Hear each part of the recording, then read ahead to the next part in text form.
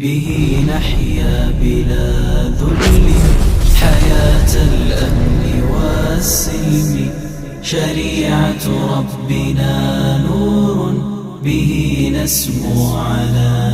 Jadi kalau cintanya makhluk terhadap makhluk itu ingin membahagiakan, tetapi cintanya Allah Subhanahu wa Ta'ala terhadap hambanya itu enggak begitu. Bukan berarti ketika Allah memberikan cintanya kepada kita, wah, perasaan sedih ingin menangis. Berangkat kajian gak ada motor. Mari dukung dakwah kajian Akhwat Harilis dengan cara belanja di Fala Store. Ya, jangan lupa subscribe channel ini dan nyalakan tombol loncengnya.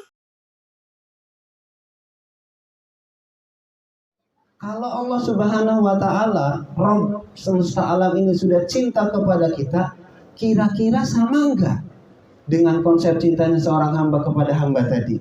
Yang ingin membahagiakan, ingin memberikan kekayaan, harta, apa yang diminta pasti dikabulkan. Kira-kira sama apa enggak? Sama apa enggak? Ini enggak tidur kan ya?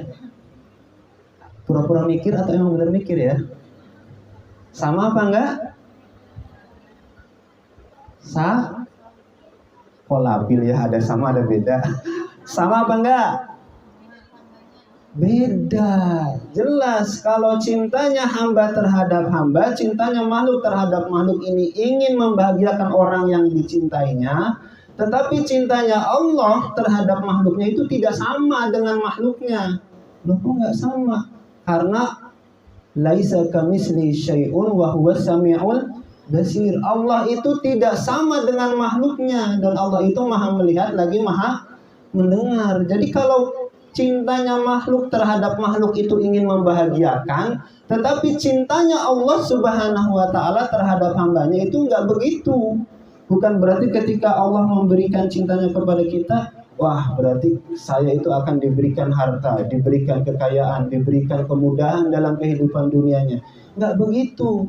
Karena emang di luaran masih ada orang-orang yang berpikir ketika kita mendapatkan anugerah, ketika kita mendapatkan kesenangan dalam kehidupan dunia, ketika kita mendapatkan kemudahan-kemudahan dalam urusan dunia, maka kita katakan Allah sedang memuliakan saya. Keliru. Allah Subhanahu wa Ta'ala menyindir orang-orang yang memiliki pemikiran seperti itu di dalam surat Al-Fajr ayat 15 dan 16. Silahkan dibuka surat Al-Fajr. Surat Al-Fajr ada di juz keberapa? Ke-30 ya. Surat Al-Fajr ada di juz ke-30. Jadi kita sama-sama mengkaji ya. Ayat ke-15 dan ke-16. Sudah ketemu ayatnya? Allah Subhanahu wa Ta'ala berfirman di situ, a'udzubillahi minasyaitonir rajim, fa'ammal insanu idza mabtalahu rabbuhu fa'akramahu wa na'amahu fayaqulu rabbi akraman. Maka adapun manusia apabila Robnya mengujinya lalu memuliakannya dan memberinya kesenangan, kemudahan kehidupan di dunianya, kemudian dia berkata apa? Fayaqulu rabbi akraman, maka Robku sedang memuliakan diriku. Kemudian apa? Di ayat selanjutnya, ayat yang ke-16-nya, Allah Subhanahu wa Ta'ala berfirman lagi, fa'amma wa amma idza mabtalahu faqadara alaihi rizqah fayaqulu rabbi ahana. Dan apabila Robnya mengujinya dengan keterbatasan rizki, ditafsirkan dengan berbagai macam kesulitan-kesulitan dunia, tidak mudah dalam menghadapi urusan-urusan dunia. Kemudian apa? Dia berkata fayaqulu rabbi ahana, maka Robku sedang menghinakanku. Nah, orang-orang yang berpikir seperti ini keliru. Bahkan kata Allah dalam ayat 17 itu apa? Kala, enggak begitu. Sekali-kali tidak seperti itu. Jadi jangan mencampur adukan bahwa cintanya Allah Subhanahu wa Ta'ala dikaitkan dengan kemudahan dalam kehidupan kita di dunia. Jadi kalau kita hidupnya susah terus, wah berarti Allah sedang mengazab saya, Allah sedang tidak suka terhadap saya. Enggak begitu. Lantas cintanya Allah kepada kita bagaimana kalau memang seperti itu? Dalam sebuah hadis ya, dalam sebuah hadis di situ disebutkan oleh Rasulullah SAW tentang cintanya Allah Subhanahu wa Ta'ala kepada hambanya. Kata Rasulullah sallallahu alaihi wasallam, Allah Subhanahu wa taala berfirman, "Innallaha idza ahabba qauman." Sesungguhnya apabila Allah Subhanahu wa taala sudah jatuh cinta kepada satu kaum, ibtalahum, kata Allah, maka Allah Subhanahu wa taala akan mengujinya. Jadi kalau Allah sudah jatuh cinta kepada seseorang, sudah jatuh cinta kepada hambanya, sudah jatuh cinta kepada makhluknya, maka Allah pasti akan mengujinya. Fa in radiya falahu ridha wa in syakhita falahu syakhur. Dalam hadis ini disebutkan apabila dia ridho dengan ujian yang telah Allah timpakan kepadanya, kemudian dia bersabar atas setiap ujian yang menimpa dirinya, maka Allah Subhanahu wa taala jauh lebih ridho akan dirinya. Namun di ayat selanjutnya, di dalam sambungan hadis selanjutnya, wa in syakhita falahu syakhur, dan apabila dia tidak terima dengan ujian dari Allah, maka Allah jauh lebih murka.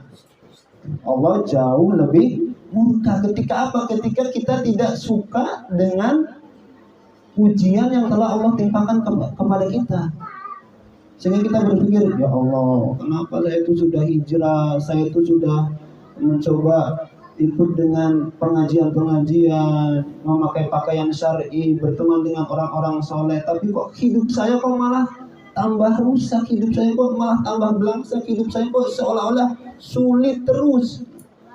Karena memang seperti itu. Itu Allah Subhanahu wa taala sedang jatuh cinta terhadap kita. Jadi jangan dipikir bahwa ketika Allah Subhanahu wa taala cinta kepada kita, maka kita akan diberikan kemudahan. Wah, sudah kalau begitu, udahlah, Allah nggak usah cinta aja sama saya. Juga salah, keliru.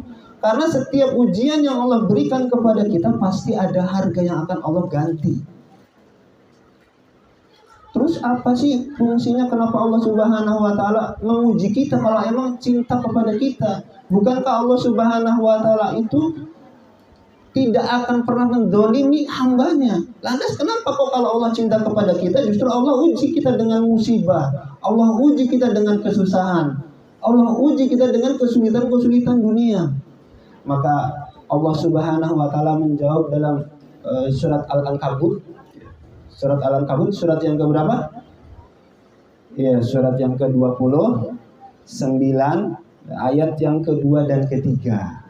Nah, di situ Allah menjawab kenapa Allah Subhanahu wa taala menguji seseorang.